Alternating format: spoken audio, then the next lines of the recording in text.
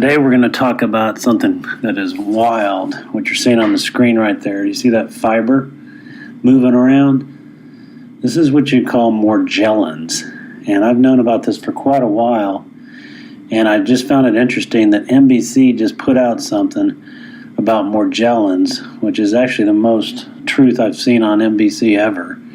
But they do their best to kind of like play it off like, oh, you know, these people are crazy. You know, half the time they're talking to experts, they're saying, "Oh, this is all in their head. These people are crazy," and all this stuff. But I wanted you to understand that it goes so much deeper than even the NBC piece, which I'm going to play next. As you can see, this fiber, there's so many theories on this. I don't know what it is. It's almost like it's nanotechnology that is actually being built from elements within the body. And this is really sick stuff, guys, but this stuff moves around in your body. It grows. It will grow out of your skin. I mean, God help you if you get this. It's terrible.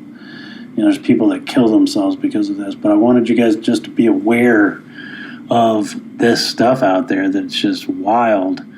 And you can see the little fiber moving around there. But they don't even talk about any of these fibers being alive at all in the special. But I wanted to show you that it goes so much deeper than they talk about. But you'll see just how crazy it is. So anyway, guys, this is not a pleasant subject, but something you at least need to be aware of. That's, you know, we have no idea what's being done out there to us. But this is very sick stuff. What's it like to feel certain that you're sick, really, truly sick, and have doctors tell you it's all in your mind?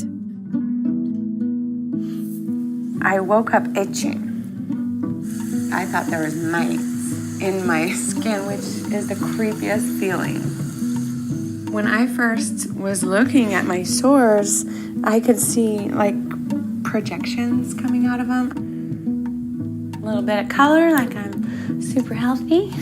I'm sick with this disease. It's called Morgellons, and it's really weird. No one believes it. Morgellons, a mysterious infection that, according to some researchers, affects tens of thousands of Americans. Its symptoms are strange and otherworldly. Enormous skin lesions with multicolored fibers of red and blue and green growing out of them. I remember when I first heard about Morgellons, but I didn't believe it.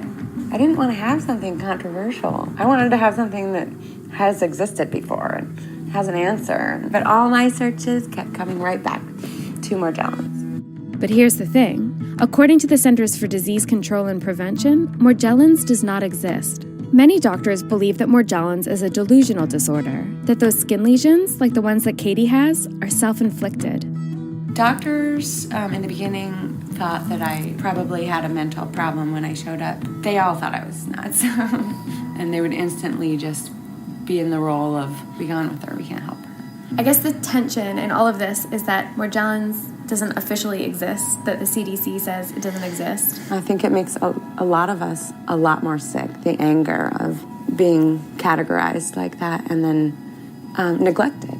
One doctor who does treat hundreds of Morgellons patients is Dr. Raphael Stricker, who, depending on your view of Morgellons, can be one of several things: a savior, a medical pioneer, or a quack. Dr. Stricker says Morgellons is linked to Lyme disease. So these fibers that are seen in Morgellons patients, they're not some worms or, you know, or lint or, you know, something from outer space. What they are is they're fibers that are produced by the patient's own cells.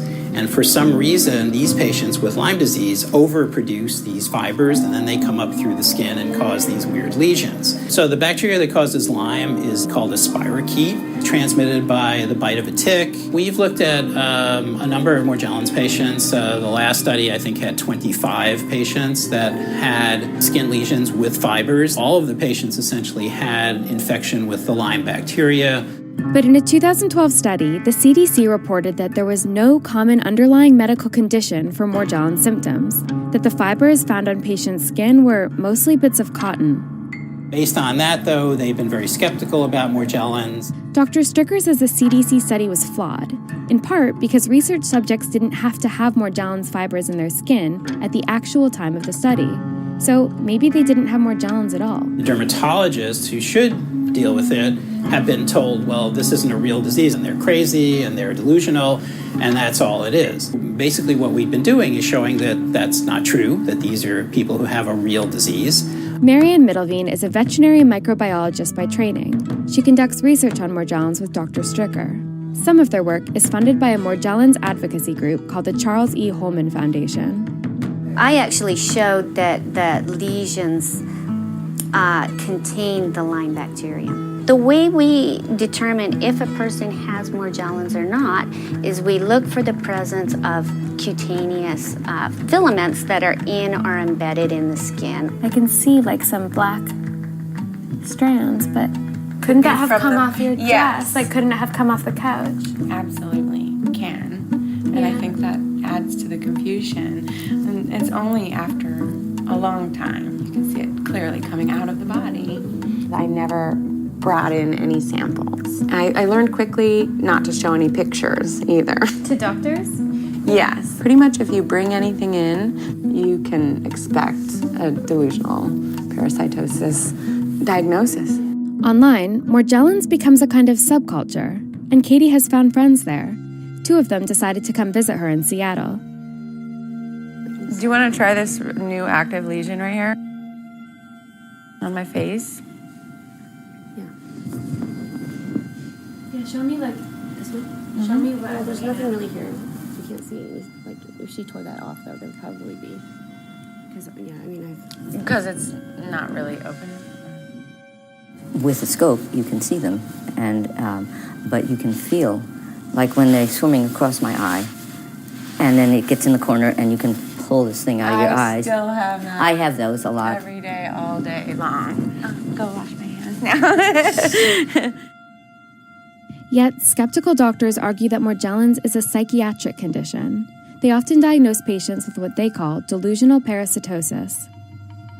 Practically every practicing dermatologist will see Morgellons disease sooner or later. Most of the patients who are affected with Morgellons are women. They're clean, they don't have any substance abuse problem, and out of nowhere, they start feeling crawling, biting, stinging sensations, and they start becoming very much worried about parasites. Many people with Morgellons go to the dermatologist. They don't want to argue with the patient. It's very unpleasant against what the patient's saying.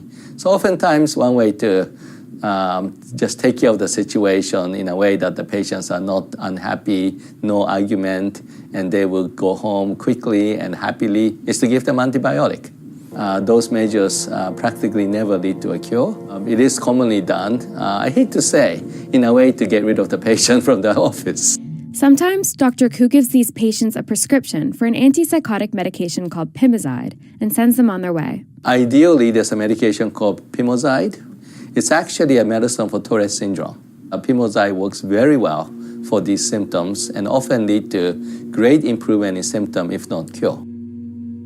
So all of these things are the herbal supplements, antibiotics, and everything that I've kind of collected over 3.5 years, like vitamin C, a CBD tincture, turmeric, these guys. Here's another topical I love, but it's for dogs, and that's kind of controversial. This is actually dewormer, what I buy from the farm store. None of this is the cure.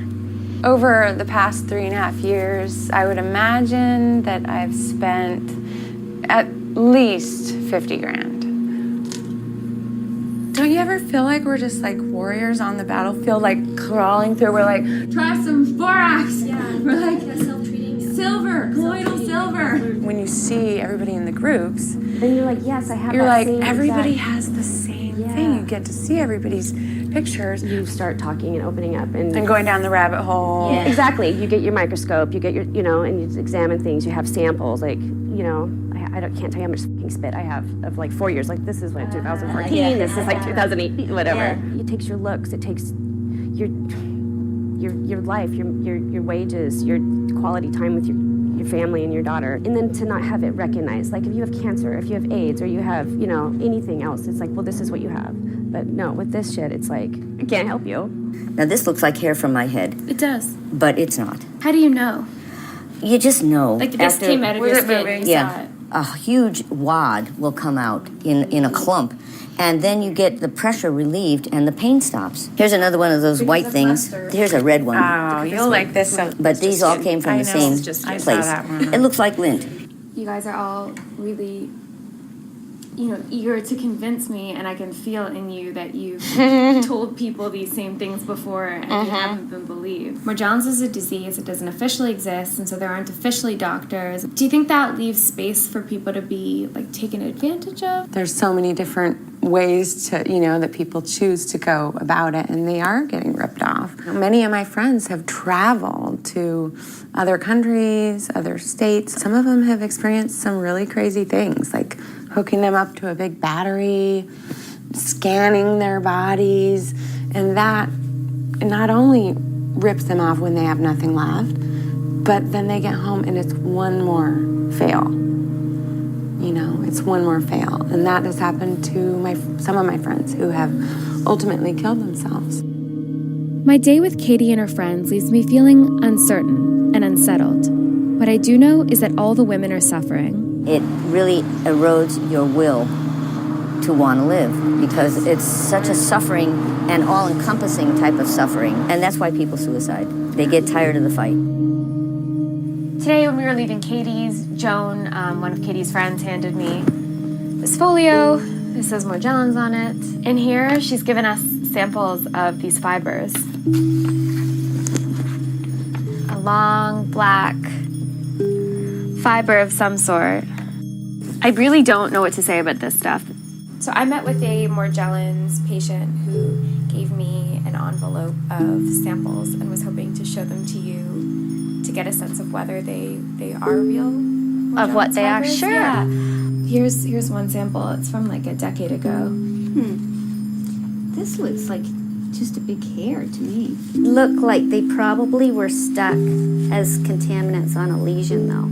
Do you feel like you want to just go to these patients and say, please don't bring in these Yes, bags of yes. hair to your doctors? Yes, and I giving Morgellons a bad give name. lectures on that. They might mistake the filament for a parasite. They might pick up environmental contaminants. They really have the condition, they really have the filaments, and yet they become so obsessed about it that they begin to think everything's related to it. As a scientist, when you look at that slide and you put it in the microscope and you see that beautiful spirochete there that is not supposed to exist and is supposed to be a delusional mental illness, you can't help but get very excited by that. Katie says she tested negative for Lyme, but positive for a similar strain of the bacteria. She's now taking antibiotics on and off. She says it helps, somewhat. I use a far infrared sauna. At first, I thought it was the craziest looking thing I'd ever seen. I did start to feel better when I was doing it every day, and I feel more comfortable in my skin now, which is so ironic, but I trust myself more. I knew something was wrong, and I was right. So it seems wild, and establishment research is firmly against it. But Morgellons advocates will tell you that the medical community has a long history of disbelieving real illnesses and neglecting real pain, especially when it disproportionately affects women, like Morgellons. And so patients still seek their own answers when doctors say it's all in your mind.